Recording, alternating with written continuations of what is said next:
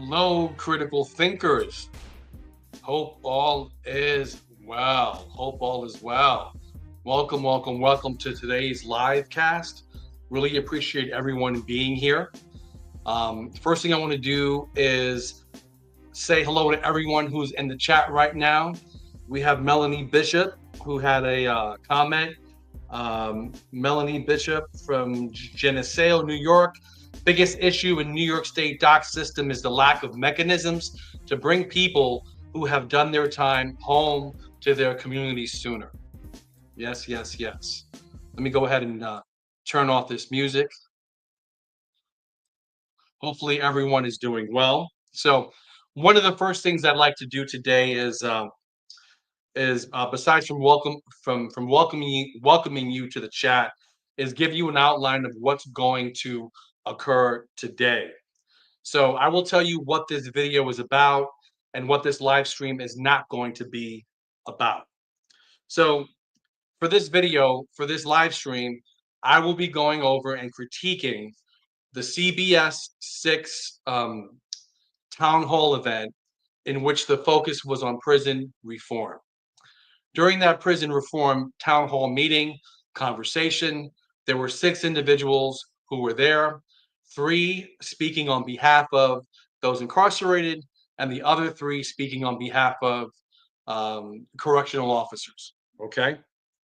So, what I'm not going to do today is play the entire video from start to finish. Instead, what I felt is more productive is to go over segments of that town hall conversation that occurred. So I'm going to be playing 12 segments from that town hall. I'm going to be giving you my feedback. And then what I'd like for everyone to do on the chat is have a conversation. Feel free to chime in, put your feedback, put your comments about what you're seeing. Okay.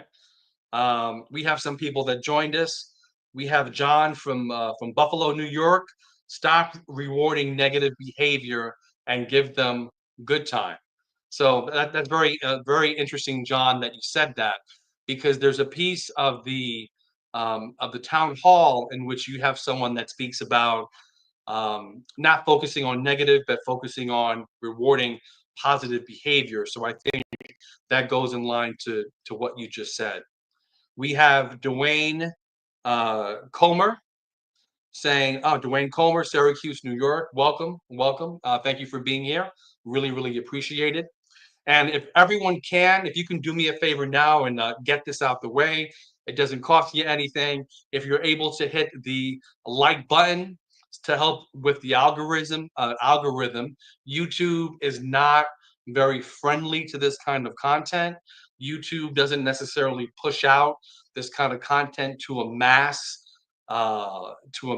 audience of people. So anything that you guys can do to help out would be greatly, greatly appreciated. Okay.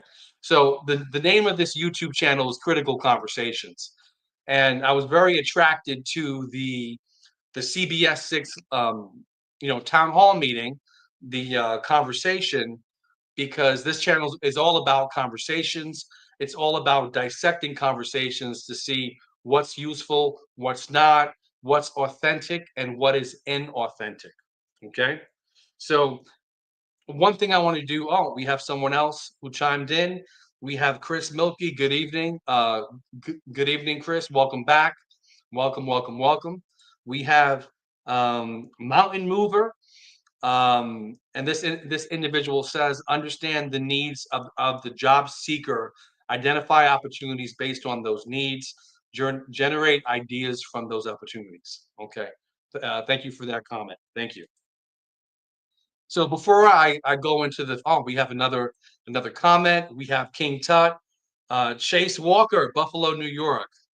Chase Walker, Buffalo, New York. Welcome, welcome, welcome, welcome, welcome. So I want to give a couple caveats before. Oh, we have another comment. Oh, welcome. Thank you for that. Thank you, thank you. Chris Milky says Melanie Bishop. So Melanie Bishop, you are getting a shout out. Thank you for being on. We'll chat later. Okay. So the thing I want to do now is give a couple of caveats. Okay, I'm going to give a couple of warnings because I have a sense I may piss off some people, right, on both sides. So this is one thing I will say. I understand that in this position that I'm in, I am playing what they call armchair quarterback. I was not a part of this conversation. I was not part of the town hall. I wasn't there, just like many of you were not there. So, with that being said, I don't know how I would have responded to the comments that were made. I don't know what kind of interactions I would have had in that type of conversation that was set up. Um, I totally understand that I am watching something that has been edited. The town hall video is about 36 minutes from start to finish. I understand that what we see on television, on YouTube, may not have been the entire conversation. And, you know, it's very possible things were cut out from that town hall conversation, from that discussion, rather.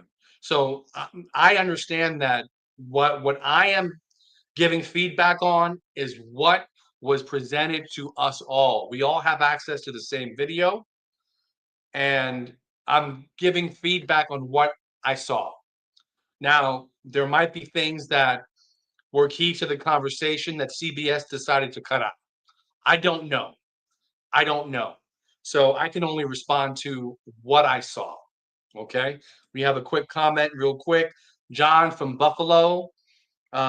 New New York State docs needs to recognize they no longer in slavery and give them brothers good time. I think I agree with that in terms of people should receive time off their sentences for a good behavior. We have Mountain Mover saying when first used in the United States in the 1870s, the term homelessness was meant to describe itinerant tramps traversing the country in search of work. Interesting. Interesting. James says no body cam, no job. 1,000%. I still can't believe the previous news coverage showing correction officers saying they don't want to wear body cameras. That really is amazing for me. We have Mountain Mover who says the primary emphasis at this time was on the loss of character and a perceived emerging moral crisis that threatened long held ideas of home life rather than on the lack of a permanent home. James says no body cam, no job, 1,000%. We have Elizabeth Miller. Welcome back, Elizabeth. Special interest in your videos. I got a loved one in New York. I'm from PA, hoping for a safer condition soon. Yes, I think we're all hoping for safer conditions. So I want to go back to the last piece of my caveat. I mentioned, yes, I do know I'm playing armchair quarterback. I do understand that I'm looking at something that has most likely been edited. Maybe that was a 3-hour conversation. Maybe that was a 2-hour conversation. But what we saw was what CBS6 put together for the general public to see. Okay. I do also want to say that, unlike most of you or some of you, I don't have a dog in this fight. Meaning that I have never been incarcerated in a New York State facility. The extent of my past has been as a juvenile in New York City. Okay. I will also acknowledge that I don't have any family members currently incarcerated like some of you may do. Okay. The thing that I can say about myself is that I'm simply a man. I have an opinion. I have my opinions, and I hate bullies. I absolutely despise bullies. I hate injustice, and that's the purpose of this channel is to expose the corruption, expose the injustices that are occurring in the New York State correctional system. So that's my purpose. I don't have a big dog in the fight. I'm just a man that has opinions. Okay. Um, okay, we have more comments before I move on. John saying, everyone, let's share this and get this. Brothers likes. We need brothers like him. Share this. Thank you, John. I really appreciate that. If everyone could please hit the like button and share this, that'll be greatly appreciated. Michelle White says, given the existence of the 13th Amendment, slavery exists in our jails and prisons. I agree with that 100%. It really amazes me how we can have labor and pennies on the dollar, pennies on the dollar. Chris Milkey says, John. Chris Milkey shouts out Elizabeth. James says, our culture is becoming more and more evil, backed by the state on our tax dollars. 1,000%. There's one thing also for anyone who is a New York State resident, that you got to understand that a lot of these civil cases that end up being settled, that end up being lost, the taxpayers are paying for these settlements. They're paying millions of dollars to incarcerated individuals and the families because of the abuse that's occurring in New York State correctional facilities. So if you're a taxpayer in New York State, your tax dollars are being wasted because you have officers that are not being disciplined. You have officers that are abusing, murdering, and beating those incarcerated. And this needs to stop, because if you're a New York State resident, you're actually paying for it. So think about that. Another comment, we have LMS. LS from Buffalo. Not every CEO is against body cams. Is this a discussion to bash CEOs? LMS, I appreciate you being here. So this is not a discussion to bash corrections officers. This is a discussion to bring things to light, right? I welcome all discussion. I welcome disagreements. And actually, LMS, if you want to come on at the end, if you're able to show your camera, we'll have a conversation. But this is really a conversation to discuss injustices, to talk about the CBS6 town hall and how, in my opinion, the town hall fell short. And I will go into why. LMS, I agree. There are some CEOs who do want body cameras and accountability. Yeah, that's a good point, Melanie Bishop. Not every correction officer is on board with what is happening. That's the case. So let's go on to the next comment. Mountain Mover, community service sentences should pay at least minimum wage to go towards those in custody, debts, or pay for their I believe that's meant to be commissary, not commentary. Also, also to add to that, Mountain Mover, I believe that the pay should be at least minimum wage, and if the individual has child support payments, they should be applied toward child support. John says Chris shouted it out. Mountain Mover, lawlessness is anarchy. Mountain Mover says typo. Yes, I know that should have been commissary. Thank you for your comments. Thank you for your comments. Okay, so what I want to do next is go straight into the video right now. Let me just get a little swig of coffee. I have a feeling it's going to be a long night. It's going to be a long night today. So, all right. So I'm going to pull up the video now. Just give me 5 seconds to pull it up. And one thing that I will say is that I am not from the South, right? I'm not from the South, but my mama taught me some home training. Okay, so my mama taught me that people should be introduced, so you get to know who the people are. So what I'm going to do is play the introduction of this town hall, and then I'm going to actually I'm going to change the screen on this. I don't like the way this looks. I like this is better, so I don't get any copyright strikes. Okay, so home training. I'm going to be playing the video, and then I'm going to be playing the section where everyone introduces themselves, because I want you to know who everyone is and what their position is. Okay, go to a couple of quick comments. Curtis Thompson saying, "You may not have a dog in the fight, you have a heart. This is far past bullies. These are calculated monsters. This is state-sanctioned racism. Thank you for that. Mountain Mover saying essential to encourage positive relationships with both parents during a custody dispute. Children need to know that both parents love them. Agreed. Agreed. And for those of you who don't know, many years ago, I worked for a phenomenal organization called the Osborne Association. That was one of my first jobs as a human resource professional. And one thing that they do is family reunification, maintaining the bonds between the person that's incarcerated and their family members.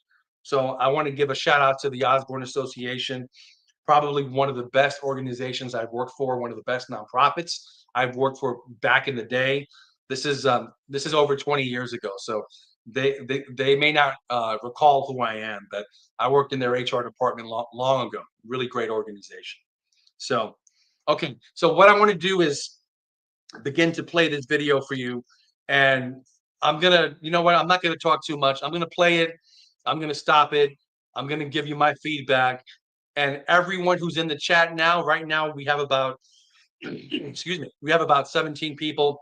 Feel free to chime in, chat, talk about what you like, talk about what you don't like. I want to hear from you. Okay, I really want to hear your opinions. And while I'm talking and playing, I'm going to be reading what you're saying. Okay. So let's start it up. Hopefully everyone hears this, and let's get rolling.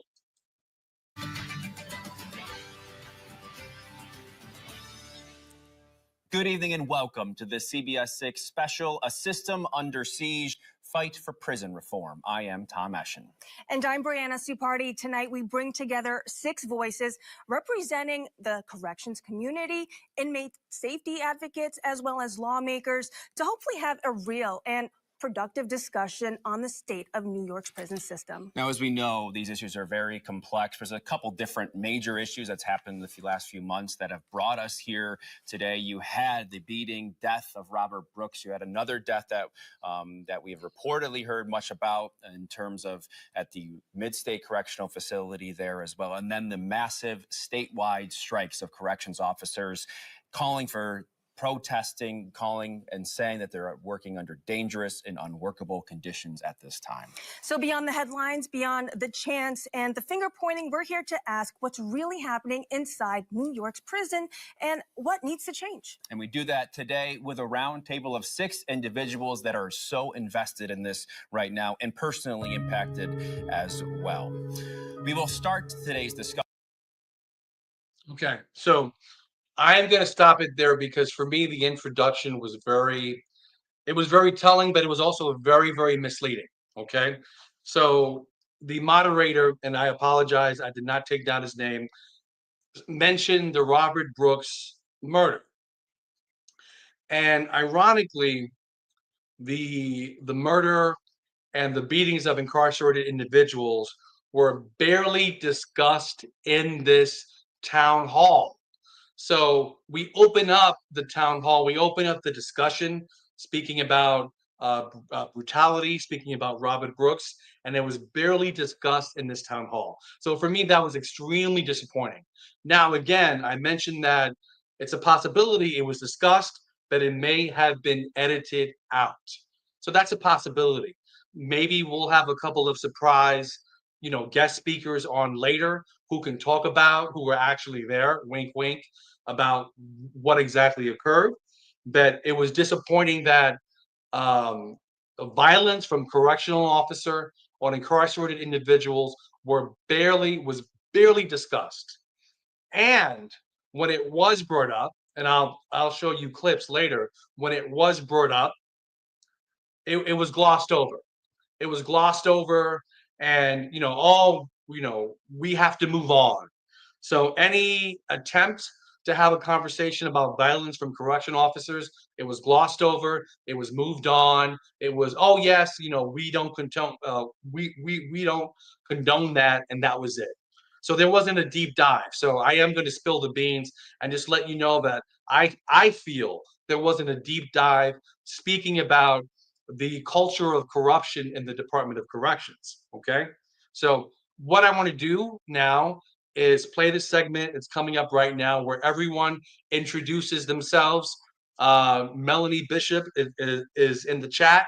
She was one of the individuals that was part of the panel discussion. So I want everyone to just listen and pay attention to who is speaking, what relationship they have to docs, right?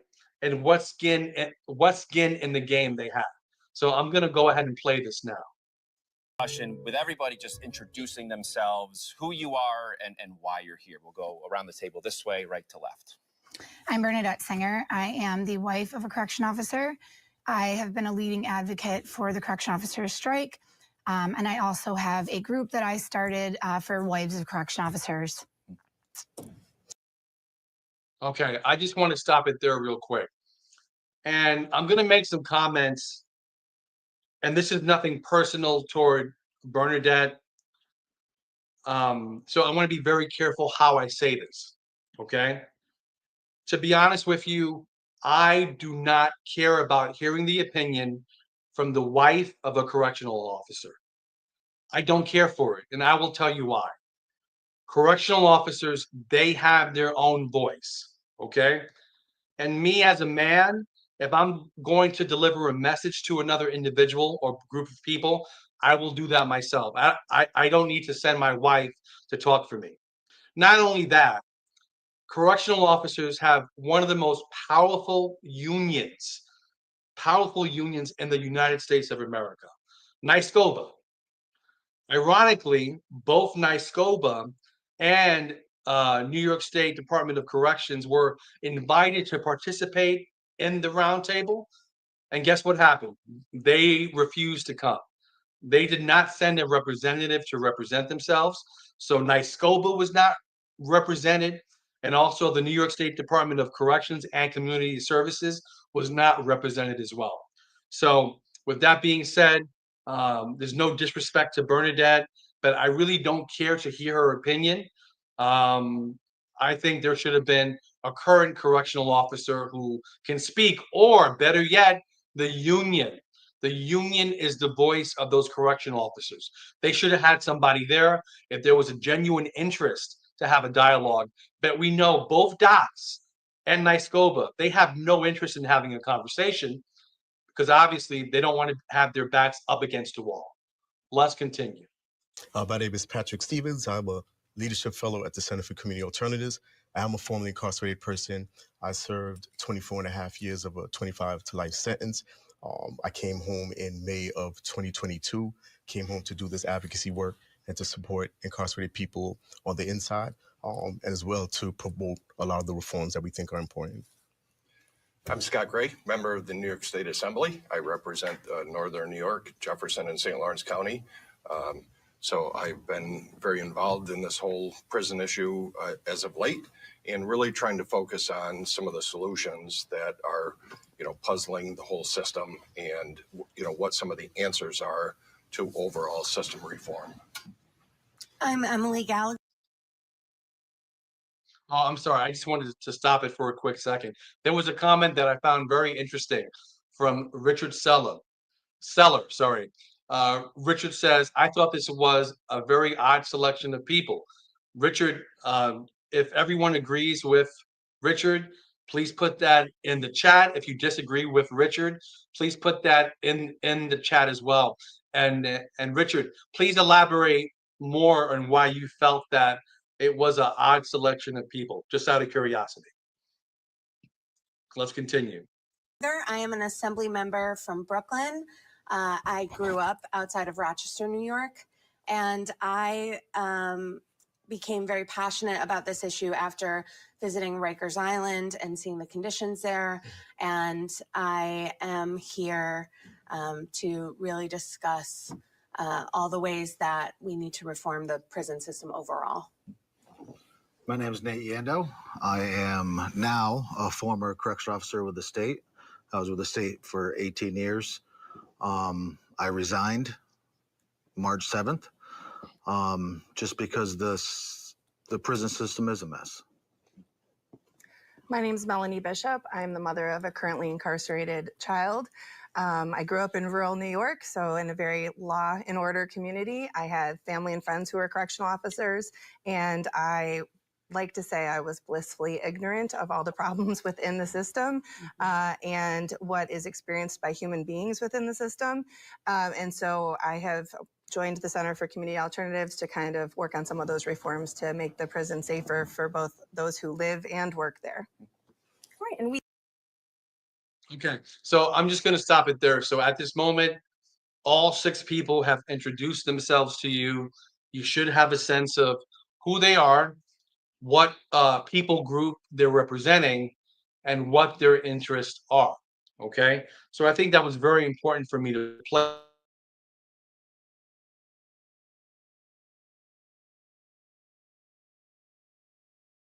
I'm going to play clip number 2, and clip number 2 is Assembly Person Scott Gray.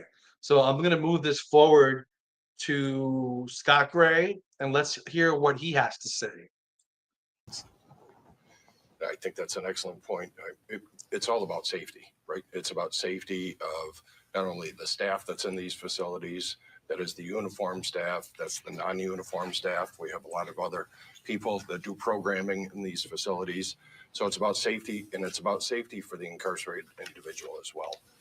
So we have a deteriorating system right now that is largely attributed to HALT.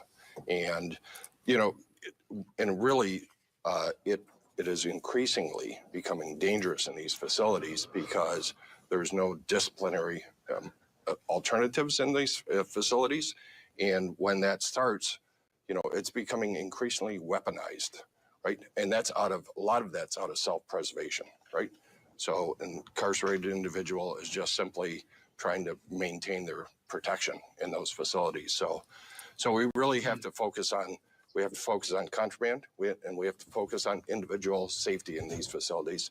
And part of that is done with programming, right? Higher education helps in these facilities. There's a lot of different means that we can implement, as well as some of the safety concerns that were expressed during the strike.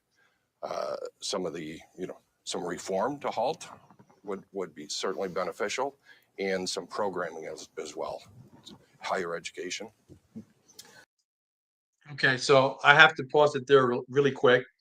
So one thing that's going to be a theme of this town hall is a boogeyman. Sometimes when people want to avoid talking about a specific issue or topic, you create a boogeyman. So what you'll find is that those individuals that call themselves pro-correction officer, pro-docs, or their union, they create this boogeyman. And in this case, the boogeyman is HALT. You will hear HALT being the majority, or HALT is causing chaos in the New York State Department of Corrections and its facilities. Now, Scott Gray said this. He said that HALT is attributed to the large majority of problems in the New York State Department of Corrections. I strongly disagree with that. I don't think the issue is HALT. I think HALT has become the boogeyman. HALT is something that they're pointing toward to take the focus away from them. Okay.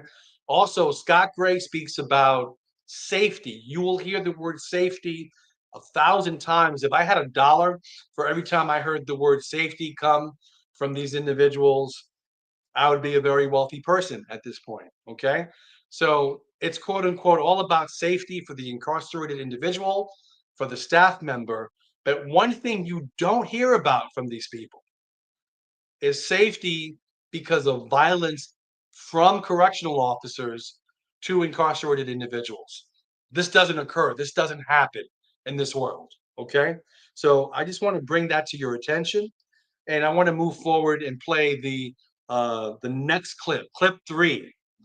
And you will see assembly person Emily Gallagher.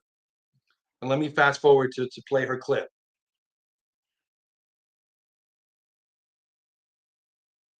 to extract the violence without totally reforming the entire way that we do things there. In 1974, we saw with the Stanford prison experiment that as soon as you set up this separation of corrections officers and incarcerated people, violence starts to percolate and control issues start to percolate. They had to stop that simulation after only 6 days because the violence became so bad with college students. And I think what we've seen as legislators trying to reform the system and bring in these national and internationally regarded alternatives that actually help people build back the things that are broken, the opportunities, the sense of self, the social connections, that those programs are going to be what actually is able to change the system. And actually, in its written form, HALT is one of those programs. HALT does not prevent people from being put in solitary confinement. It just limits who can do that, including people with mental health issues. And it also says that you can only put people in solitary for 15 days. I met a man yesterday who was in solitary confinement for 15 years. That breaks you. It is internationally recognized as torture, and we cannot be torturing people and expect them to heal. So I wanted to stop it there because I thought the assembly person had brought up some very good points. Now, she started off talking about the Stanford experiment. There's a lot of critiques about the experiment, that it's not that valid. There's points on both sides about that, but this is what I do know about human nature. And human nature is this, that absolute power corrupts absolutely. Okay. When people are in a position of power, that correctional officers have that position of power, it could lead to abuses. It could lead to a lot of negative things, and that happens. Okay. So, something that I thought the assembly person mentioned that was very helpful is that she started going deeper into HALT. In terms of HALT, it limits the amount of time someone can be in solitary confinement, and it also does not prevent people from going into solitary confinement.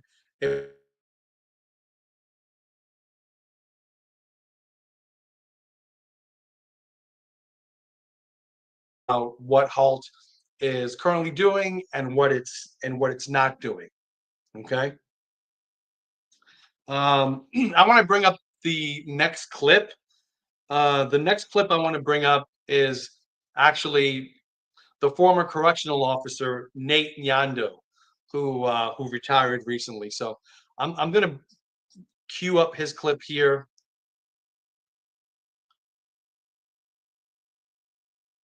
Okay. Said the word solitary confinement, I don't believe that word is applicable to what is happening in the state of New York. The box, the shoe, they're regular cells, just like every other cells. They got a man to the left, man to the right. There's nothing solitary about their confinement. That being said, I believe that the problem nowadays is there's an uptick in violence towards staff, and there's an uptick in violence towards incarcerated individuals. And I feel that it's because there's no repercussions for that. I've witnessed personally that two incarcerated individuals can get in a fight, they get sent back to their rooms, and then they're out for chow the next time. And they could meet in the chow hall. There's no deterrent for violence in prison anymore, which doesn't make staff feel safe, and it doesn't make incarcerated individuals feel safe. If I'm an incarcerated individual and I get some guy punches me, then we both go back to our cells or our dorms, and then we're out for chow, and I could see him again. Maybe I'll get assaulted again. That's a very valid point. I'm going to jump in because that's exactly what some of the reform of HALT needs to do. It needs to separate. You really need to have a cooling period, and you really need to have a separation. And that's why I feel that there's an uptick documented in violence. If I punch somebody in the street, my life is turned upside down. I'm getting arrested. I'm getting in trouble. In prison, these incarcerated, they're there because of whatever they did in the street. There needs to be that kind of rule in prison. We'll hold it. Okay, I just wanted to stop it there for for a quick second because I think Nate said a lot. I have a lot of feedback about what occurred here. So I'm gonna pull myself. All right, I'm gonna pull myself and make myself bigger for everyone to see. Just I thought it was fascinating how Nate attempts to redefine solitary confinement. He says solitary confinement is not solitary confinement. So I just want you to just let that sink in for a second. Is that you have a former correction officer saying solitary confinement is not solitary confinement, that it's not that bad. So saying that you have someone in a cell next to you and in a cell to the right of you, someone to the left of you, that's not solitary confinement, but the individual is in a cell by himself. So I just want you to understand the manipulation here, the minimizing.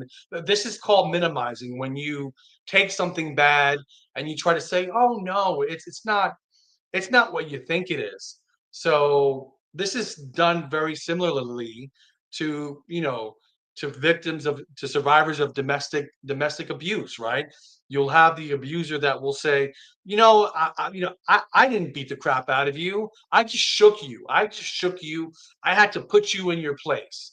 That's the sentiment that I'm hearing here, is that solitary confinement is nothing. It's minimized. It's really not a big deal.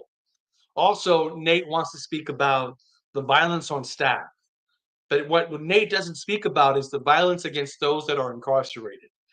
Very little talk about the violence on incarcerated individuals. They speak about violence from incarcerated individuals to another person who's incarcerated, um, violence to a staff member from someone who's incarcerated. But notice how in this category, there's no distinction, there's no adding a third category of violence from staff members to those incarcerated.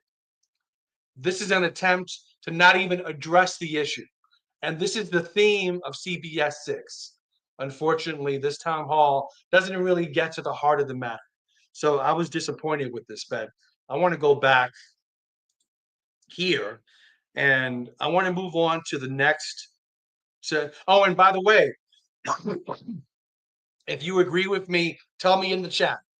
Somebody TLL921 wrote bingo. I'm not sure if that was in reference to what I was saying, but TL921 says yes, they don't talk about it because they want to keep it hidden. I agree 1,000%. So yeah. So I'm gonna jump ahead and move on to the next clip. I'm gonna play a clip from Melanie Bishop, who's actually in the chat here today. So let me move this ahead and let's see what Melanie has to say and contribute to the conversation. Well, I kind of want to address a couple different things that everybody has pointed out. So I think that while we're talking about the humane alternatives to long-term incarceration, so I think when we use the term HALT, sometimes that segues a little bit away from what we're talking about. So it's not necessarily solitary confinement, as Nate pointed out, but it's long-term confinement. And we do know that it hasn't been implemented to its fullest as it was intended, based on lawsuits and everything else like that that has happened. But there was a lot of discussion about contraband and programming. And I think we do have a way to address some of these safety issues, and it's to stop housing people who no longer need to be incarcerated. We have people that have completed programs that are serving long sentences that have no way of reducing that sentence to come back to their communities, to contribute to their communities sooner. And that's why I support the Earned Time Act. It's legislation in Oklahoma and Alabama, places that are usually Republican-led, and it gives our incarcerated individuals an opportunity to earn their way home sooner by completing programs. And that opens up the staffing shortage and the staffing issues to be able to offer programming for the higher needs individuals that may need to have extensive programming in these alternatives to long-term confinement. I work in education. I'm a teacher. We have tier 1 levels. We have tier 2 levels. We have tier 3 interventions. And if we can begin to pass laws like the Second Look Act, where we can have judges review people's sentences and determine if they're eligible to come home sooner, if we can have laws like the Earned Time Act passed this year that allows people to have access to programs, which actually gives them hope, which gives them a motivation instead of a consequence to behave themselves, then I think we have the path towards making the prison facilities safer, and we address those issues like contraband and discipline. Okay, I want to stop it there because I have to give Melanie some props here, right? Because one thing I'm noticing is that you're having specific people bring up specific actions and specific reform that could be enacted to help reduce the prison population and to get people home earlier who have earned it, right? So one thing that you will see is that whenever anyone here in the town hall brings up something specific to address prison reform, it's not really countered and it's not really addressed by the opposing side. It's glossed over. If it was addressed, it did not make the cut in this town hall meeting. It didn't make the cut. Now, one thing everyone has to be aware of is this. People can talk about wanting reform, wanting prison reform. People can say anything. Like people put on a button and say, I'm pro this and I'm pro that. But what actions are you specifically taking? And what are you specifically endorsing or working on to say that you're for prison reform, right? So we have Melanie specifically making reference to the Earned Time Act, and then you also have the assembly person later on who will bring up other specifics. So let's see what the other individuals have to say. But I do want to give a shout out to Melanie for bringing up specifics, hoping that there would be some exchange, some interaction. Yeah, let's have a conversation about that. But that doesn't really occur. Okay. So I want to jump to clip 6. And this clip is Patrick. So Patrick is going to address a couple things. And this clip for me is very interesting. So I'm going to go ahead and play that now. I did want to ask Patrick to respond to what Nate had to say. He had his description of what solitary confinement. Oh, and mind you, I stopped it again. My apologies. Mind you, Nate Yando had his definition of what solitary confinement was or isn't. The moderator gives Patrick an opportunity to address what Nate's saying. Let's see what happens. Let's see if there's a critical conversation. Seen as, he said it wasn't really that. From your experience, I believe you were there a bit for the beginning of HALT. You were incarcerated, or you're around that time. How would you describe it compared to what? So several things. So one, when we're talking about solitary confinement, as Emily has pointed out, by international standards, it is considered torture. People who are in SHU for extended periods of time are known to have sensory deprivation, to have psychological breakdowns. When you look at places like Southport or some of these box places, these are the places where you see incarcerated people breaking down and not really faring well under those circumstances. If you could just imagine, just think about what it was like for people during the lockdown under COVID. People were losing their minds when they were there in their own apartments, let alone inside a small, tiny cell with little to do, with little to think about. That's number one. Number two, what we do know about human beings in general and motivation is that people respond much better to positive reinforcement than to negative consequences. And so when we talk about things like the Earned Time Act, the Second Look Act, we're thinking about legislation that will promote a culture inside of the prisons where people are thinking about what opportunities can I find to make so that I can avail myself of these opportunities. So that I'm not thinking about not going to SHU, but I'm thinking about what are my prospects for when I come home from prison. The other point that's very important to make, it is an incredible misnomer to suggest that HALT is there to stop violence. To be clear, 80% of the people who go to SHU are there for nonviolent offenses. In the 24 and a half years that I was incarcerated, I have seen people go to SHU for possession of marijuana, things like having pictures that approximate a gang sign. I have seen a student in a higher education program be put into the box because he wrote a fiction paper that the authorities thought was inappropriate in a fiction class and was sent to the box for this. So these are the things that we're talking about that we're sending people to the box for.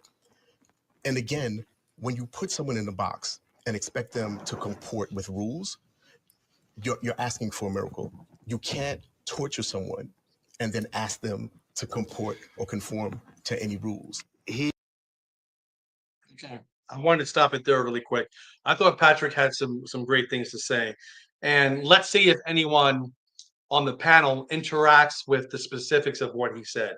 So Patrick had a great response to solitary confinement.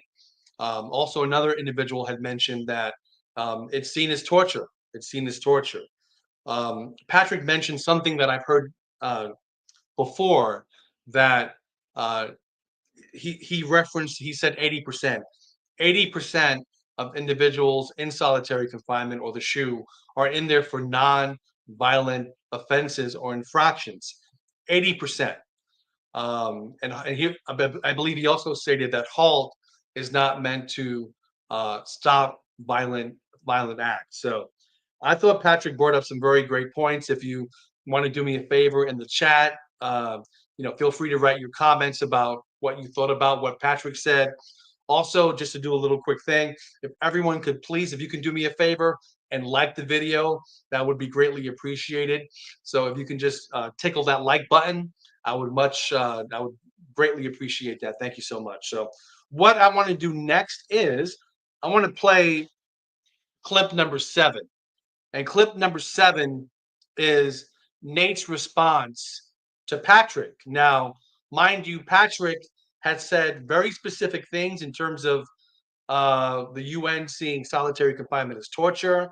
He gave the 80% number of how solitary confinement is being abused, and he gave some examples. Okay, so let's see what Nate Yando has to say in regards to what Patrick said. Did not follow the rules. If you get in a fight, if an incarcerated gets in a fight, they get 90 days, 60 days, depending on whatever. Then they get released.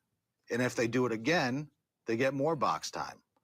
Or if they expose themselves, or if they do drugs or whatever in the box, then they're going to continue their sentence in the box. It's all about, you break the rules, you get penalized. I really would like to add on to that. Okay, so I just wanted to stop it there. So you see, the response from Nate is not really addressing anything that Patrick said. His response is you do something wrong, you go to the box. If you do something that's not legal, you're not following the rules, you go to the box.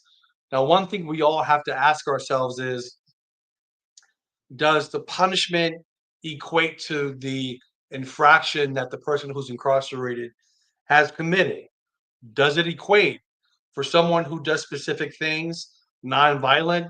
Should you put them in the SHU for 2 weeks?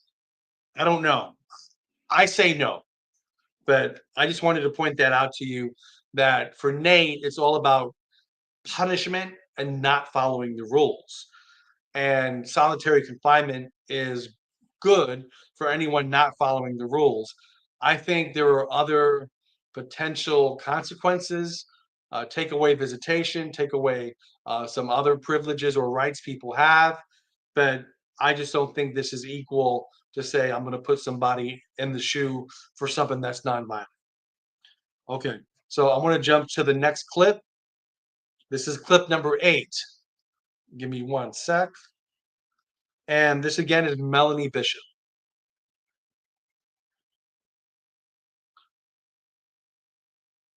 I got big fingers, so okay, here we go.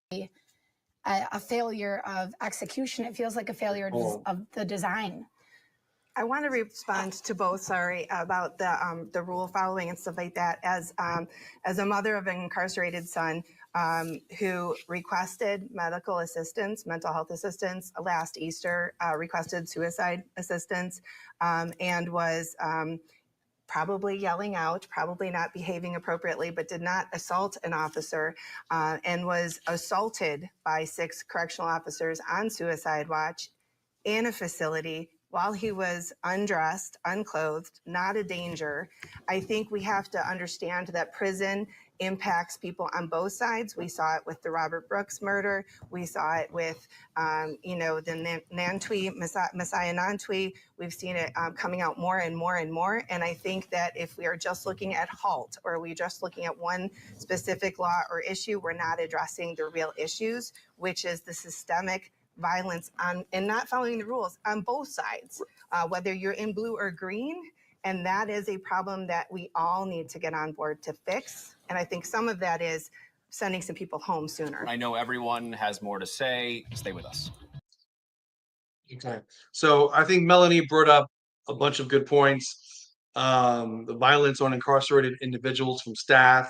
She gave the example of her son, being assaulted, and it gets cut off with the moderator saying, everyone has more to say, and they cut to a commercial and we move on from there. So this doesn't get any better in terms of the lack of focus on violence on incarcerated individuals. So I'm going to jump to clip 9. This one is Assembly Member Emily Gallagher. So let's see what the Assembly member has to say.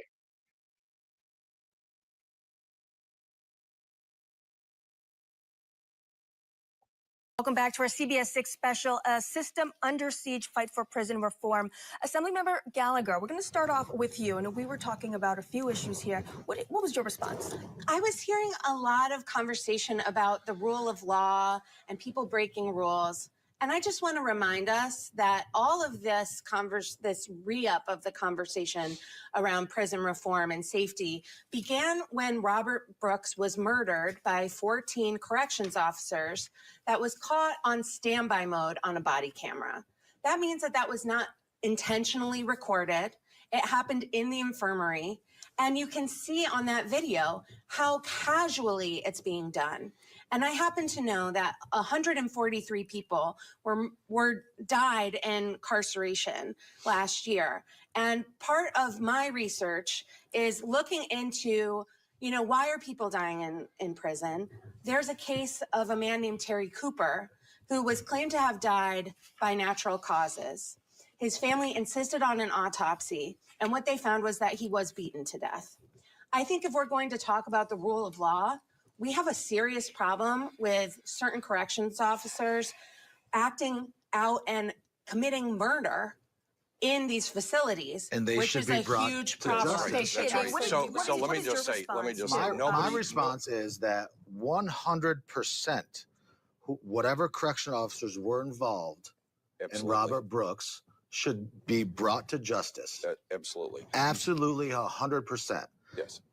That said, 14, 11, I don't know the numbers, but absolutely, whoever was involved in that, there was 13,000 of us that saw that video. They do not speak for 13,000 people. And there was not 13,000 people standing in solidarity with any of those correction officers. That is terrible. So let me just say, nobody condones that type of behavior. 100% no.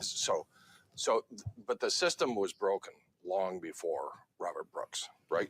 We've been begging for years. That's right. The system has been broken. It is undeniable.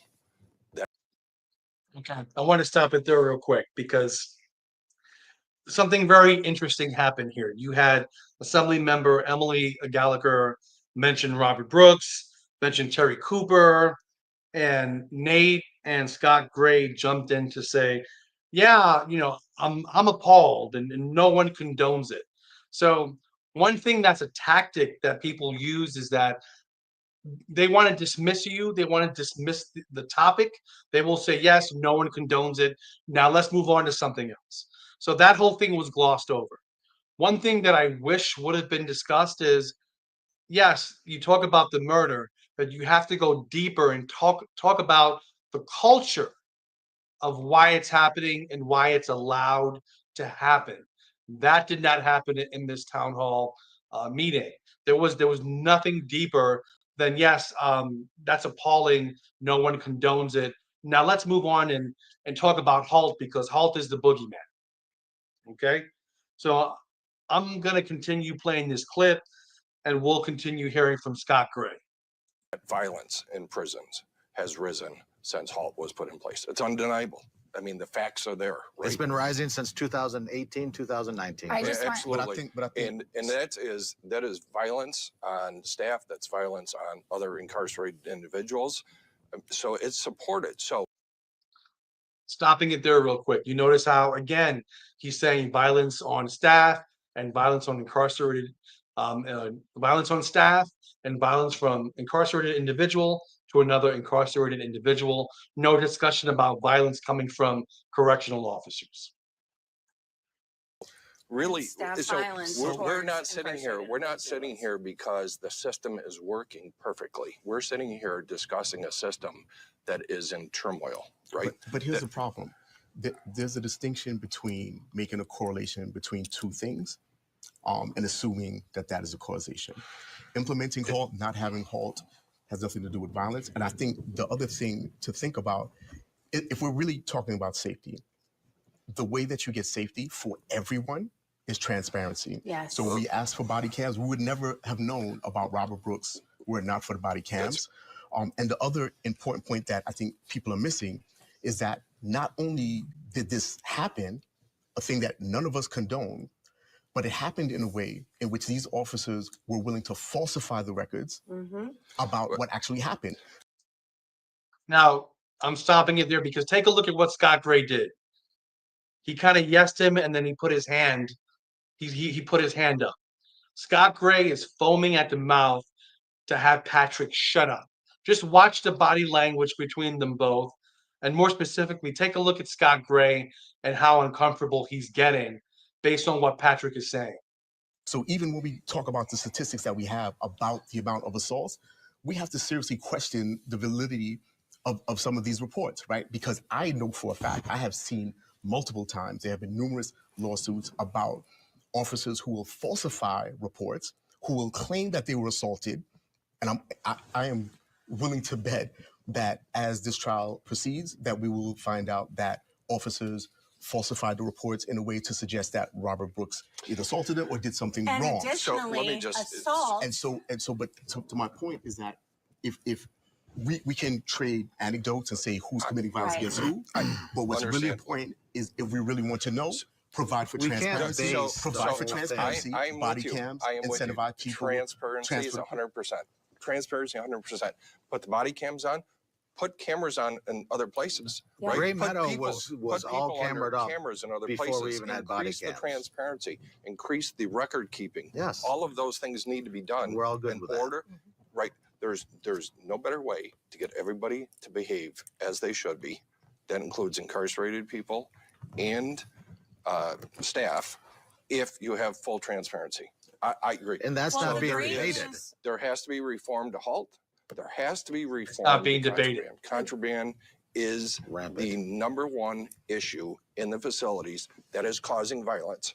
It is right, and it's undetectable things like K2 and synthetic drugs that are coming in. There are easy measures to implement in order to control contraband in these Just facilities. bit by The bit, greatest- increase it. The bit by greatest bit. opportunity that I Okay, I'm going to stop it there because you saw that interaction. It looked to me like Scott Gray was very uncomfortable with that interaction. You had Patrick, and I have to give him his props. He brought up very specific things and understand how nothing what Patrick said was interacted with by Scott Gray. Nothing he said was interacted with. So, do you think this is truly a real conversation? This is a real dialogue when you have individuals like Patrick who are bringing up things, but nobody cares. Scott Gray doesn't care that correction officers are falsifying reports and lying. He doesn't give a rat's ass. He's pro correction officer.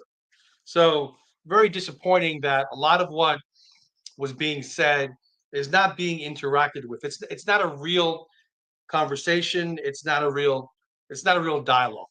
So, I'm going to move on to the next clip. This is clip number 11, and this is Emily Gallagher. All right, let me pull it up. There we go. And Senator Salazar proposed a package of transparency reforms that include an ombudsman for the prison system so that grievances go to the ombudsman. There's a number of other reforms in there that are all about transparency, which we agree, bipartisan here, that we support.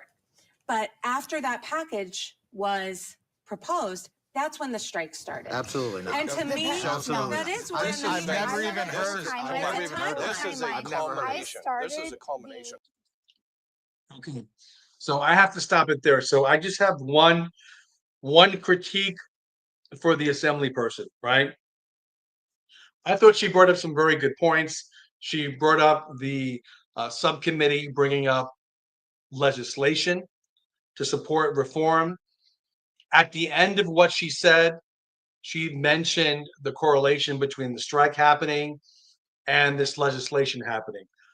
I personally wish she would not have done that because it gave Nate, it gave the correction officer wife, and it gave Scott Gray an opportunity to latch on to disagreeing with the strike rather than focus on what Miss Gallagher was saying. So again, I want to say this. I do think she brought up some great points, but at the end, trying to correlate it to the strike, whether it's true or not, it gave Nate and Scott and Bernadette something to latch onto. So instead of focusing on the content of what she was saying, they focused on the tail end of that to avoid addressing what she had to say. So that's my feedback about that. I'm going to move on to clip number 12, and clip number 12 is the last clip, and this clip is of Patrick. So I'm going to fast forward that to this last clip.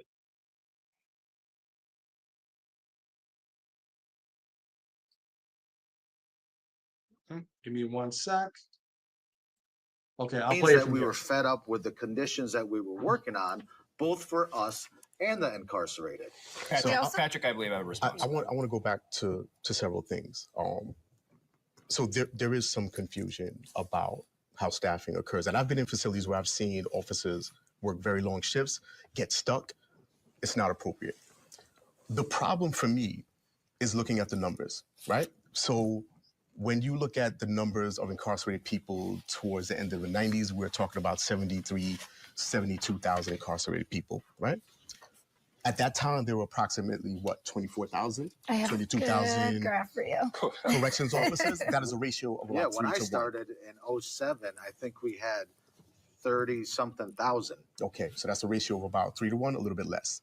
Currently, we have, 33,000, 34,000 incarcerated people, Yep. and about 13,000, maybe 14,000 now it's officers. 10,000. Yep. Now it's Well, 10,000. but I'm saying, Yes. prior to the It was issues that we're talking 13,000. about, we're talking about 13 to 15,000. That's a lower ratio, which is far better than what you see nationwide. But there's that's more one point. programming but in here's- mental health. But here's the So that issue, takes that each of those programs take up officers, So- which is a good thing. which is a good thing, right? Well, we Because we don't know have that the- those are the things that promote Right. more safety. Those are the ones that you don't really need to worry about. So the confusion for me is that how is it that we have a better ratio of officers to incarcerated people, notwithstanding reassigning people to program spaces, but we can't manage? I don't understand that. And that We is don't that have is a a better problem. ratio. And And this say is there's state-collected 10,000 or data. 13,000 Look at how many correction officers. There's 13,000 correction officers. How many are incarcerated right now?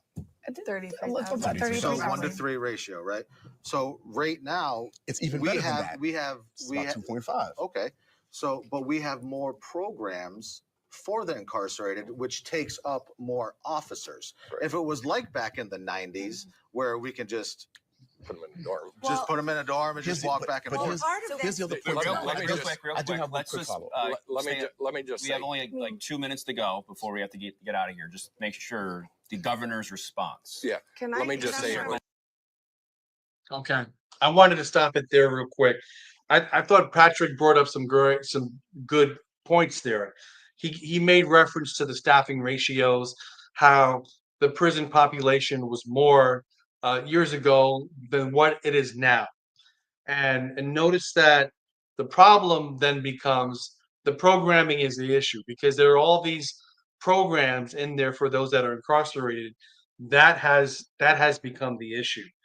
Also notice at the end, the moderator says, "Oh, we have to move on." So I thought there was an attempt to have a good back and forth, but then it got cut short, and then we had to move on from there. So I was a little bit disappointed with that. A little bit disappointed with that. So that was the last clip. I'm going to take this off the screen. I'm going to bring myself up. Okay. So I'm going to read a couple of quick comments in the chat. Okay, give me a sec. We have Al Rozak saying Patricia Matos RN has a history of being the queen of cover-ups because she reportedly tells the guards what to write in their reports. Yes, as of now, I haven't heard any charges brought up against Patricia Matos. For all we know, she may be a corroborating witness, but let's see what happens with that. We have TLL921. When just coming back from strike, there were so many exposures, but no visits, no packages in weeks. So who was bringing it in? That's a good point. There was a talking point in there about contraband, how we have to stop contraband. But who brings in contraband to these facilities? Is it the families of those that are incarcerated, or is the bulk of contraband actually coming in from correction officers? There was no reference to that in this conversation. So, okay. We actually have a special guest here today. I'm going to bring up Miss Melanie Bishop. She's up. I'm going to bring her up on stage. Melanie, how are you? I'm good. How are you? Hey, I'm alive. I can't complain. So, so maybe if you could talk to us about your experience, and was the experience anything similar to what I said? Do you have similar sentiments? Do you disagree? By all means, just feel free to talk to us. Well, I think first of all, it was not edited. So that was one of the things that they actually discussed prior, and they told us if you make a mistake, it lives forever. Because we are not, they did not want to be accused of editing it one way or another. So they said they were going to leave it in its whole form. It did seem to go very quick, though, and I think that was something Patrick and I were not used to, kind of the format and everything else like that. It just seems like, boy, we just got a question and barely got around. And so it seemed like it could have gone on a lot longer, and we probably could have maybe gotten a little bit more deeper into some discussions. I think we were kind of just getting warmed up and it was over. So I think that was kind of surprising to us. Okay, so from what we saw, the video is 36 minutes, give or take. So you're saying that the entire discussion was about 36 minutes minus breaks. Is that accurate? Yeah, because the breaks basically was what made it about a 45-minute conversation. So we'd have to pause, and then they do the fake break and then go on. So so it was a little surprising to me how quick it went. I thought, even the moderators thought it could have went on a lot longer. It was definitely not exactly what we originally thought it was potentially going to be. Originally, we thought it was going to be more focused on the humanitarian crisis that was going on in the facilities at the time and kind of more focused on the strike. We got information later on that it was going to be very HALT specific, which I'm going to be honest with you, was not something that I know a lot about because my son went in right around the time HALT went into effect.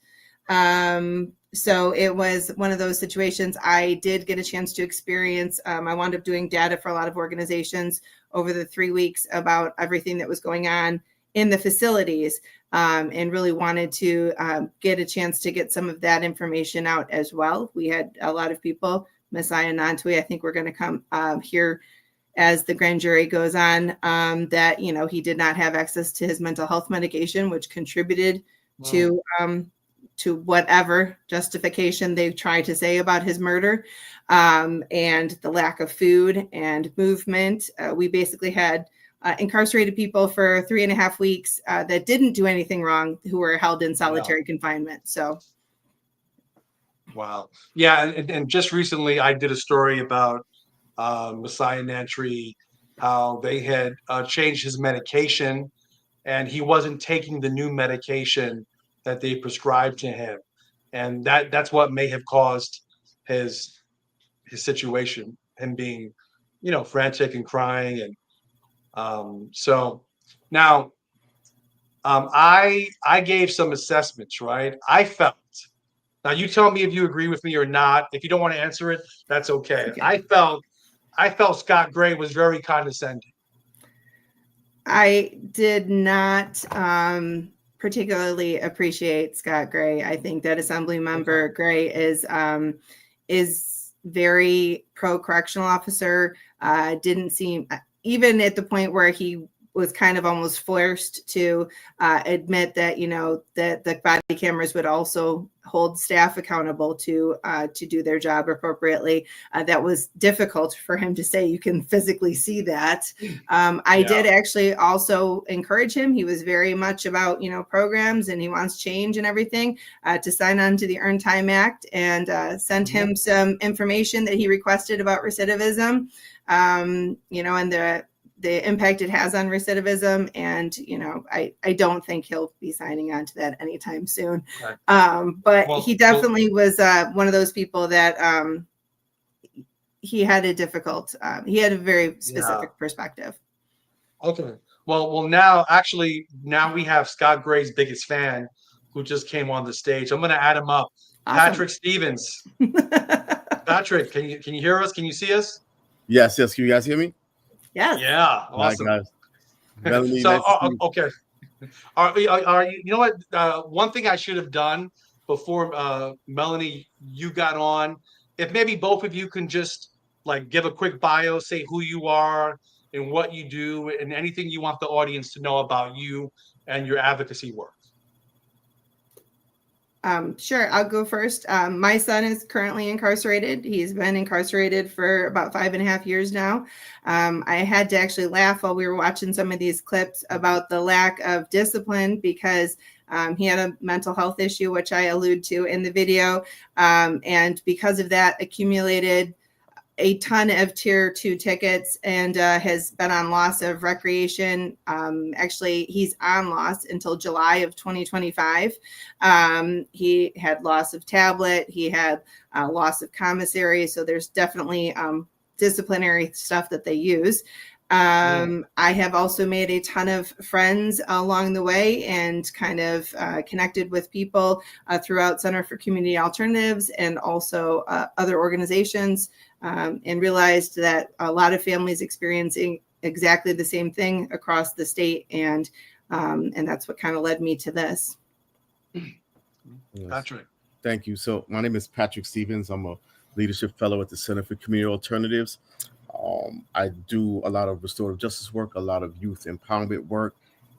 Also an adjunct member of the New York City Bar Association's Rikers Island Working Group, and several of the other committees, Corrections Committee and Reentry Committee. Also do a lot of work in the consulting space in organizations that want to do programming and youth empowerment work, and also work inside of prisons. Okay. So, Patrick, before I brought you on, I was telling Melanie that I felt you and the assembly man, Scott Gray, had a very special bond during that during that taping. Now, my opinion was I thought he was very condescending. Like his body language to you, I felt like he put his hand to try to shut you up a couple times. Now, listen, correct me if I'm wrong. Do you feel that way? Do you feel that he was condescending? Do you feel that? Because I felt like anytime anyone brought up anything of substance, they dismissed it immediately. It was dismissed. So tell me your thoughts. So, it's a common tactic that people use when they want to dissuade from uncomfortable conversations, just in general. I don't think it was ill-intended. I think it's just something that the machine does. And when I talk about the machine, I don't mean like the average people who are a part of corrections, who are part of docs. There are a lot of good people in the organization who want to be safe and who want to see prisons be better. But you have the leadership, and the machine has a particular narrative, and they sell that narrative to their elected officials and people who they expect to represent them. And their talking points is very clear what their position is, and you just hear it regurgitated by people who think they're doing them a service. Okay, gotcha. Okay, so Melanie, there was something you mentioned in terms of the Earned Time Act. My apologies if I'm saying it wrong. Could you maybe give it just a quick summary of what that is and how that would be beneficial to those incarcerated and the state? So the Earned Time Act would actually change the culture of the facilities to one of immediately upon entering the prison system, you would have access to programming such as anger management, substance abuse treatment programs, school education, all of those various things. My son has been in for 5 years now. He went in having an addiction, having a substance abuse issue. Contraband is a concern, so they say. But he has requested alcohol and substance abuse treatment more than 12, 15 times, and he's been told repeatedly he has too much time left on his sentence. So earned time to me is changing that culture to one of immediately once somebody enters the facilities, they have access to those programs to create change, and it will allow them to, it increases the opportunity for good and merit time so that they can earn their way home sooner. So as you are completing programs and showing that you are, having good behavior and doing what you need to do, and that you are ready to return to society, we can return you back to society. We have a lot of support from unions who are looking for good, hard workers that are just sitting, languishing in prison facilities across New York State. We have a lot of support across the board for this, and it actually is something that is done in Oklahoma and other states. In New York State right now, I think at most you can earn about 6 months off your sentence, no matter how many programs you complete. You could get a master's degree, complete every program they offer, and you could only earn 6 months off your sentence. So this would incentivize that good behavior instead of trying to discipline it. Yeah. So a question for both of you. What do you think is one thing that for you went very well in this conversation? What do you think was the highlight or your biggest takeaway from this experience? So I'll say that I was very happy that we could get everyone to agree that programs were important, and that incentivizing good behavior is a good thing. And I think that's a phenomenal start. Considering the different points of view, I think that's really what our work was. As representing the Center for Community Alternatives, we were there to support the Earned Time Act and the Second Look Act, and even the Marvin Mayfield Act to get some of this legislation passed before the end of the legislative session. And to the extent that we can get all parties to agree that programming is good, and therefore these bills that we want to get passed would incentivize those things, I'll take that as a win. Okay. How about you, Melanie?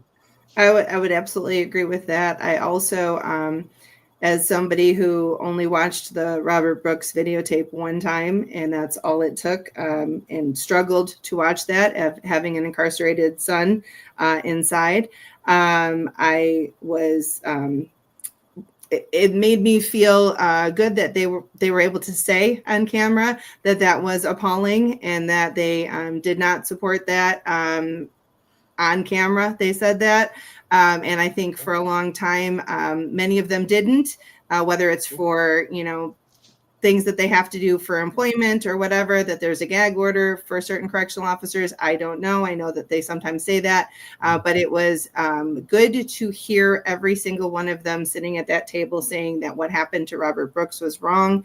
We need to continue to push them to say that when it comes to people like Messiah Nantwi and Christopher and all of the other names that we don't know, that we know have happened. And so it was a step towards peeling back another layer of that transparency that needs to happen. Okay. I have about 2 more questions for both of you. Now, in terms of the conversation, what do you wish you would have said that you did not say during the taping?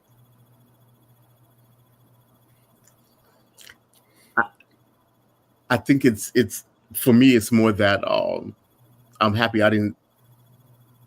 I'm very happy that I wasn't a lot more combative in the moment. I really, the night before, knowing who we would be engaging in this conversation with, it was very important to me to sort of like remind myself just to maintain my composure. I can be very acerbic at times when I feel like people are gaslighting me or misrepresenting the truth, and I knew that was going to be a serious possibility. So I'm just very happy that I didn't come off combative or too argumentative, and that we just stayed on mission.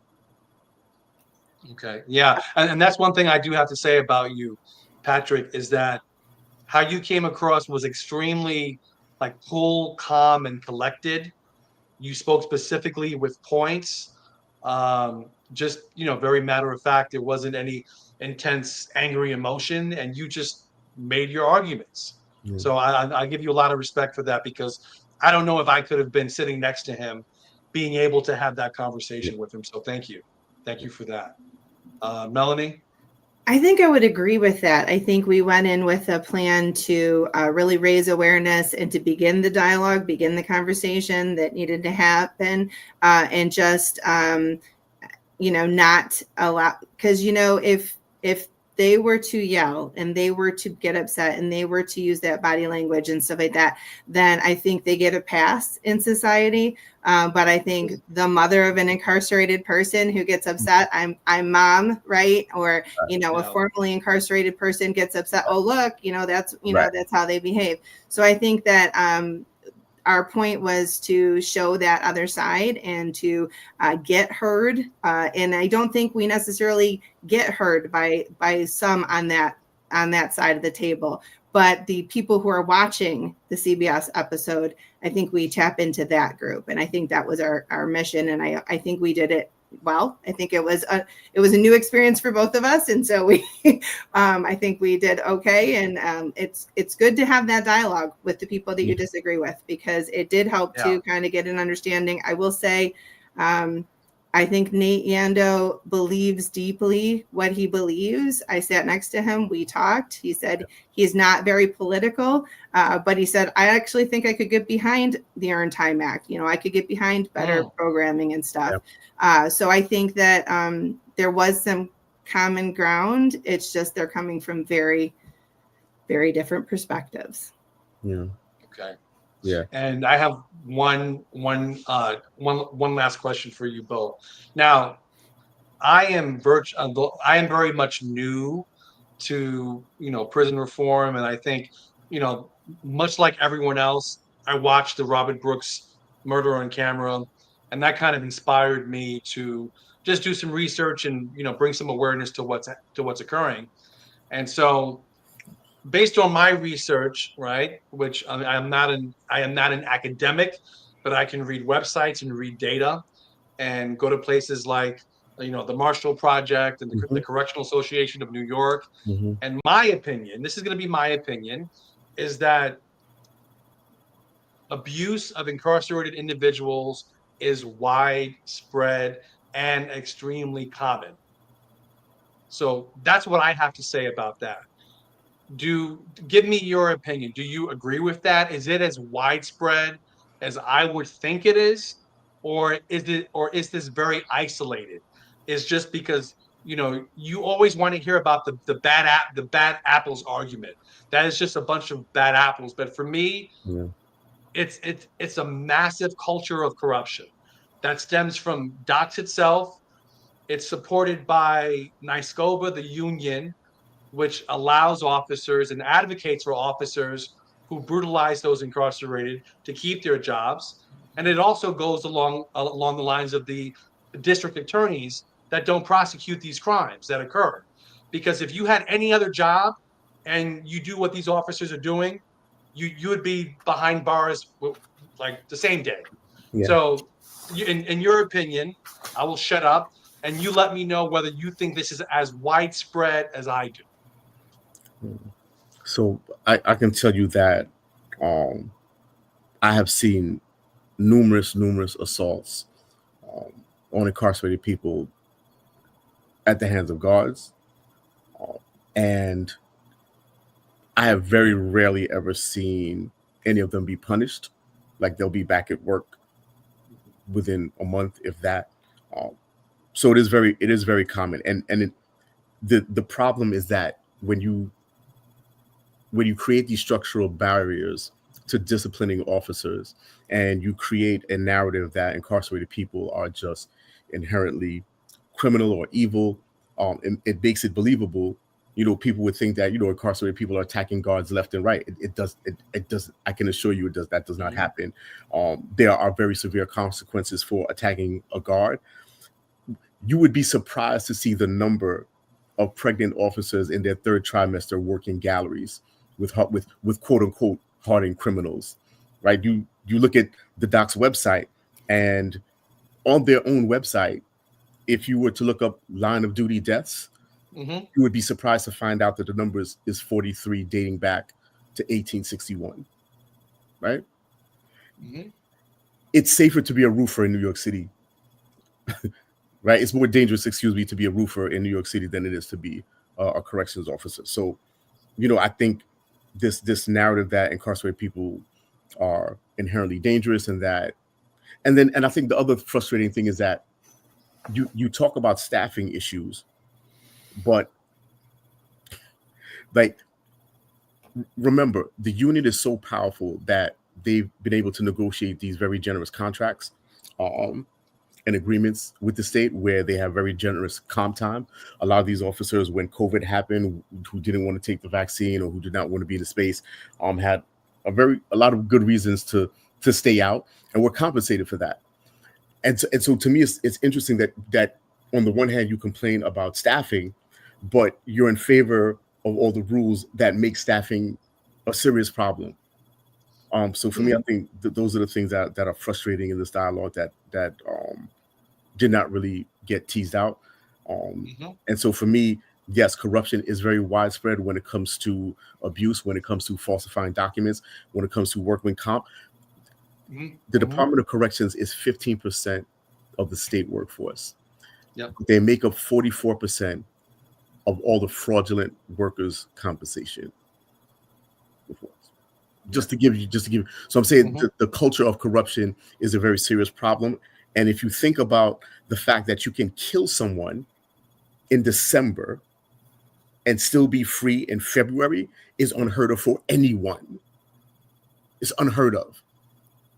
And so for them to complain that they're not being protected, or you're not being fair to anybody. And you're not really serious about a dialogue and safety if you're not willing to wear body cams, if you're not willing to be transparent, if you're not willing to tell the truth and be accountable about the things that you do. So. Yep. Okay. Melanie.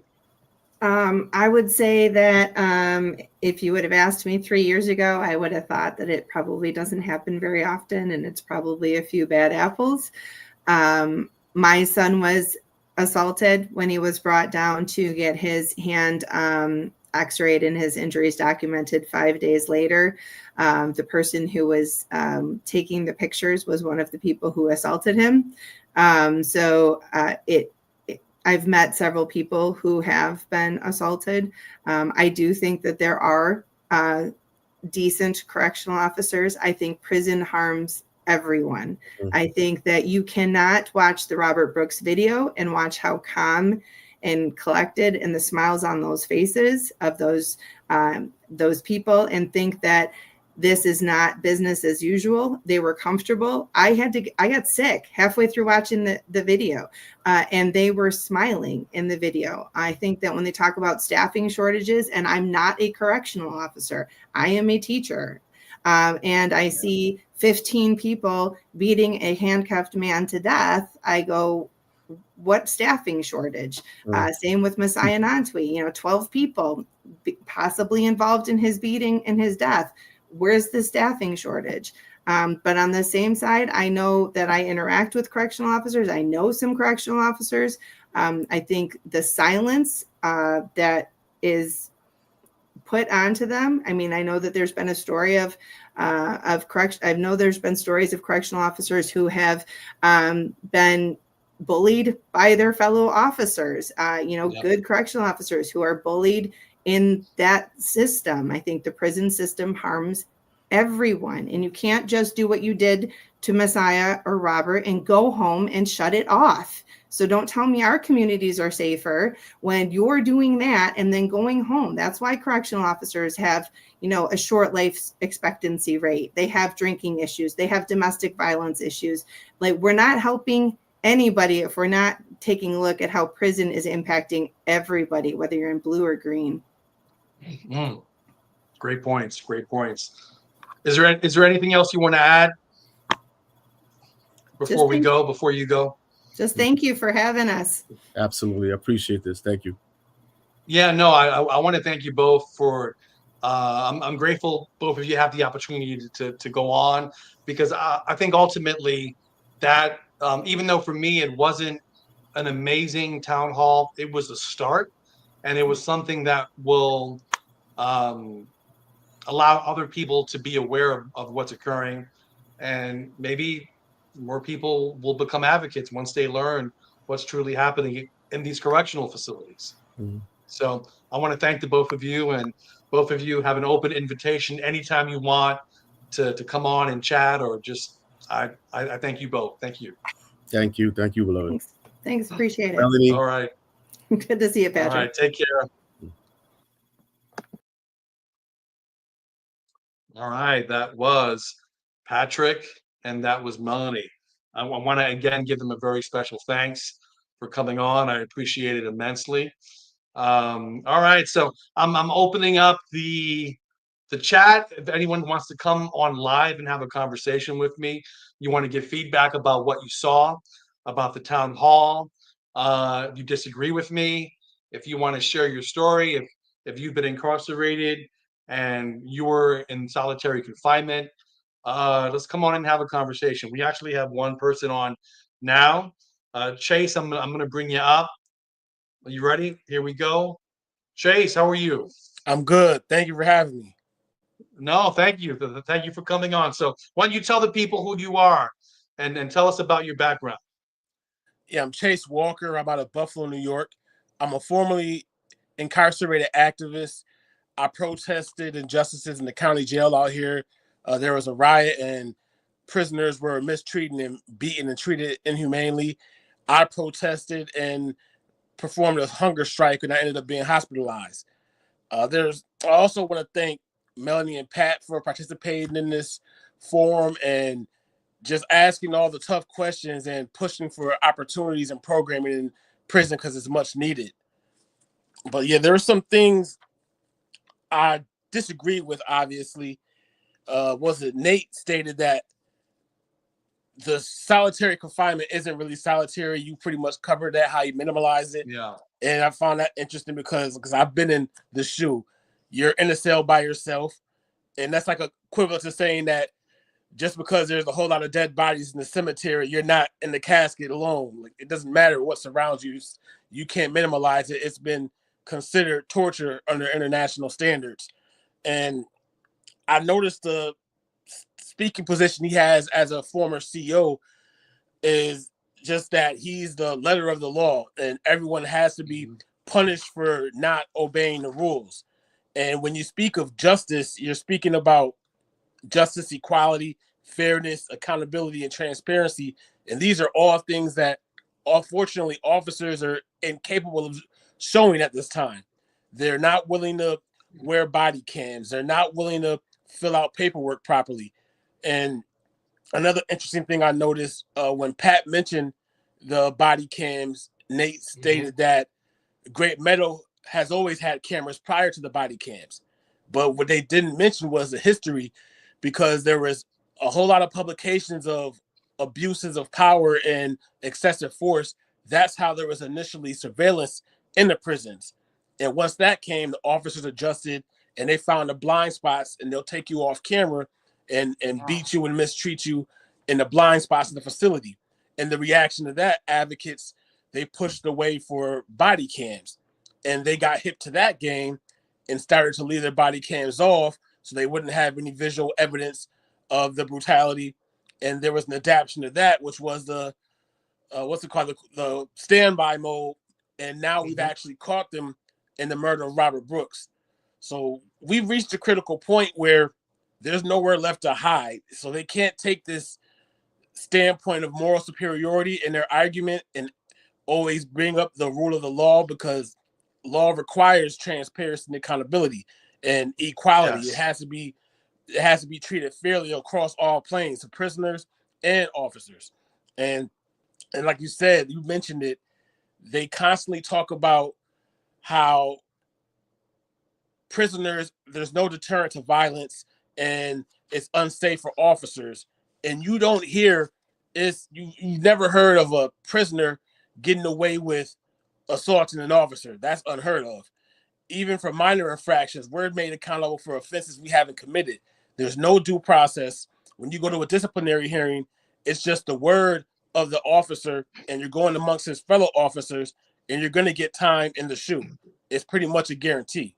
So when they talk about accountability and not having the ability to discipline people for different misconduct, it's a moot point. Like you said, they're looking for the boogeyman or a scapegoat, which happens to be conveniently Hawk. So like I said, I'm familiar with everything. I exhausted my remedies. I've contacted all the way to the governor's office. I filed grievances and appeal to the commission corrections, and it goes back to the culture of violence. No one's willing to hold each other accountable on their side.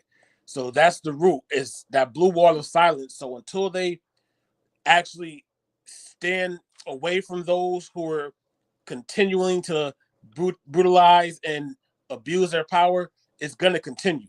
Because like I said, they're just going to try to gloss over it and feign sympathy and say they want justice, and they don't stand with the officer that committed murder in Marcy.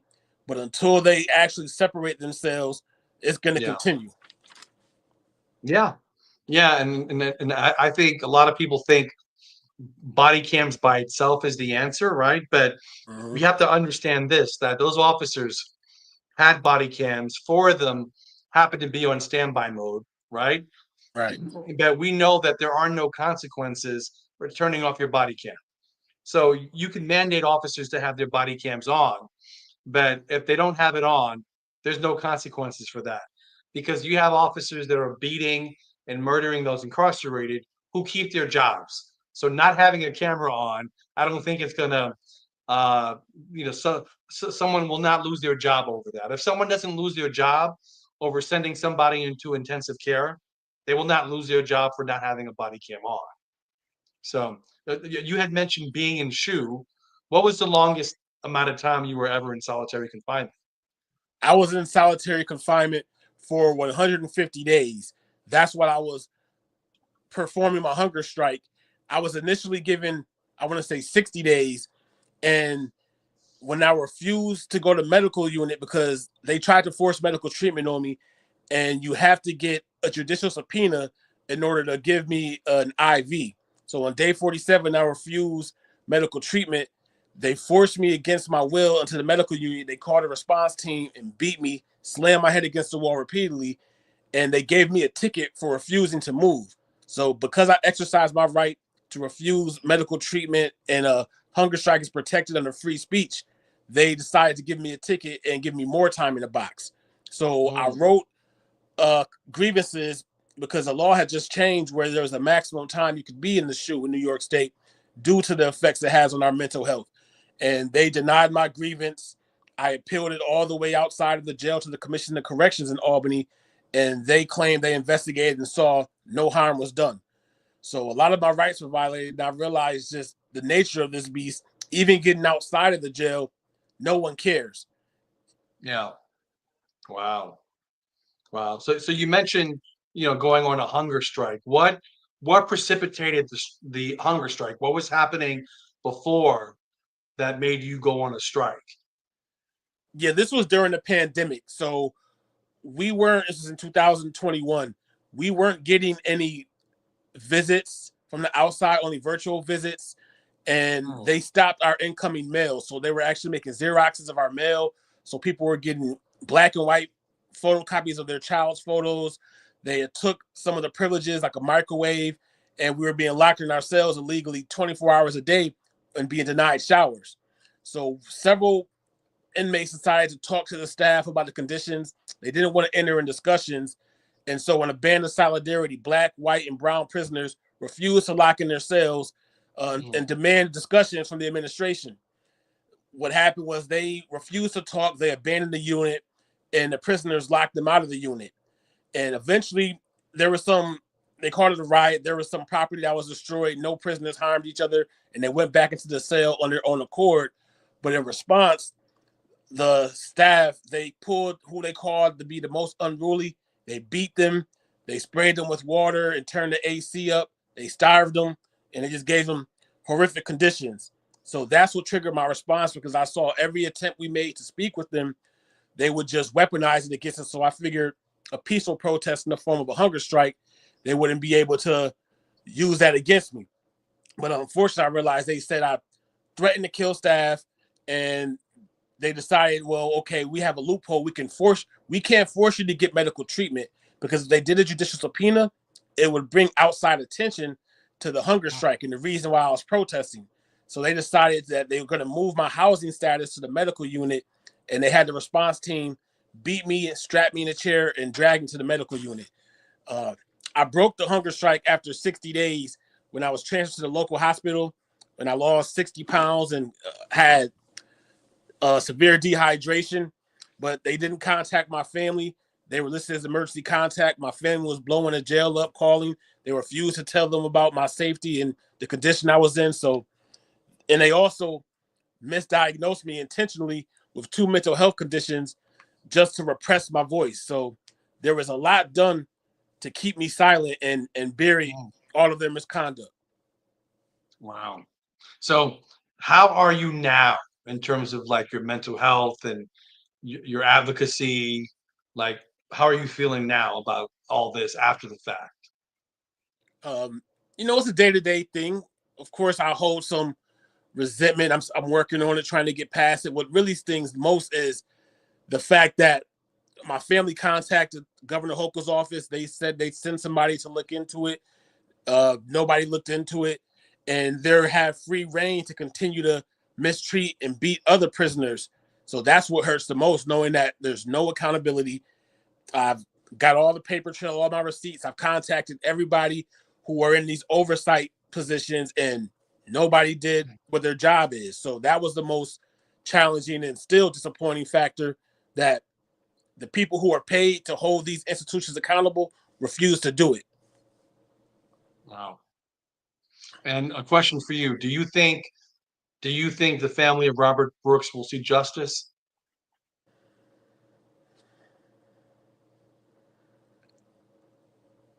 Honestly, I don't have much faith in the judicial system.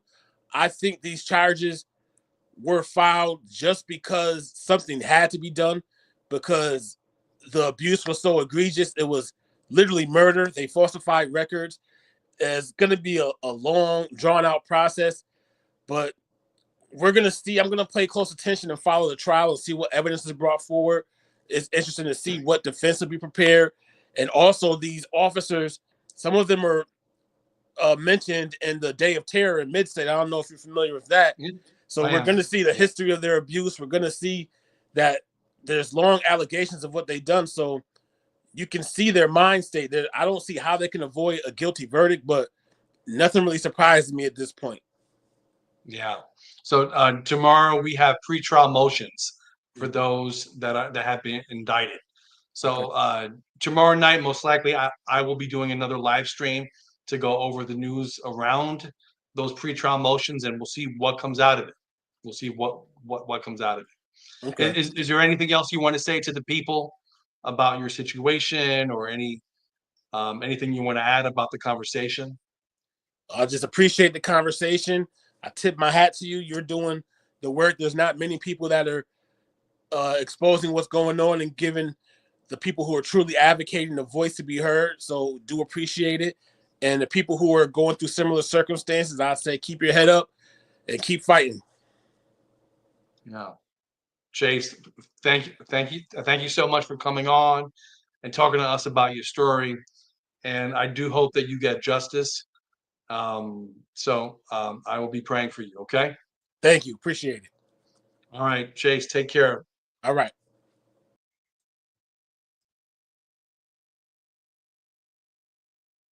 All right. So that was Chase telling us about his own story of incarceration, being in the shoe, being beaten. So I'm going to go ahead and put the link one more time to see if anybody wants to come up and give me your thoughts about the town hall. Do you think it was a fruitful conversation? Do you think the conversation moved the needle at all in terms of prison reform and shedding light on the abuses? I'm going to go ahead and catch up with some of these chats. There's a lot of chats that came in, a lot of messages. We got Foundation for Family Freedom. We need to do FOIA requests and hold them accountable, audit the prisons and jails. We have Foundation for Family Freedom saying, hit the like button. Yes, please. You can do me a favor, hit the like button. YouTube does not like this kind of content. They don't really push it out, but the more people like it and share it, the more the message definitely will get out there. Chris Milky's asking Family Freedom, what is the website? You can feel free to post that in the chat. Excuse me. We have a comment from LMS saying good officers who are not stressed to the max are who keeps your L's incarcerated individuals safe and alive. Yeah. Listen, I do believe there are good officers out there. I do believe there are officers who have ethics, who have integrity, that, they come to do their job and they are not abusers. Do I think that's the norm? I don't know. I don't think so. I think the culture is pretty bad. The culture is pretty bad. I don't think there are many correction officer whistleblowers out there. So, but yeah, I think there might be good officers. Chris Milky says, Chase, good evening. I am with you, Yana. I haven't read it all yet, but absolutely no such thing as due process. So this is a common complaint I hear in terms of having charges inside correctional facilities. The due process is not really there. They and correction officers will say, whose word do you take? The word from somebody who's in prison, or my word? And unfortunately, people are not really believed, those who are incarcerated. Mountain mover, justice includes mercy and grace. I do believe it with that. You do have to have a level of mercy and grace, but you also need consequences. You definitely need consequences. Chris Milky says, LMS, I agree. LMS says, I agree. Thanks, Chris. Foundation for Family Freedom needs to start more church and recovery programs so we are in there and have a voice. Yes. Mountain Mover, what do you think happens when you file complaints and they find out? Consequences. There are retaliation. Foundation for Family Freedom, you can sue them in federal court. There are many Discord groups to learn how to hold them accountable. LMS says, what are you going to do when you push all the good officers out? Yeah, well, the goal would be to keep the good officers in, but eradicate the culture of corruption within DOT. That has to be eradicated. I would say you also have to increase the requirements for correction officers to attract a new type of person and someone less sadistic and less sick. LMS says the academies are empty. No one wants to work under the policies that this governor has set forth. Mountain Mover, how you all feel about forced blood draws? I'm not a fan of that. I am with you, Yana. Thank you, Patrick and Melanie. A special thanks again to Patrick and Melanie for coming on, for being able to give us the insight on how it was being a guest on CBS6. Thank you, Melanie and Patrick, for that. Appreciate that immensely. So it's actually 11:25. You've been here for almost 2 hours. There's no one else that is in the back waiting to come on. So I think I'm gonna close this out and say thank you for everyone who's been on the chat. I appreciate you hanging tight. I know it's late. Some of you have work tomorrow. I appreciate you being on. As I say in all of my videos, if you appreciate the content, please like the video, share the video, and if you feel that I've earned it, please subscribe to the channel.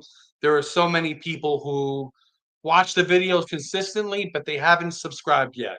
So if you can do me a favor and subscribe to the channel, if you've watched my videos on a consistent basis and you value them, please like the video and subscribe. I'm very close to getting to 1,000 subscribers, and I definitely need your support. So I thank you. I thank everyone for being on. Take care. God bless, and I will see you next time. Tomorrow night, I'll be doing a live stream covering the pretrial motions in the Robert Brooks murder charges for those correction officers who were indicted on murder 2 and manslaughter. Tomorrow is a very big day. Pretrial motions.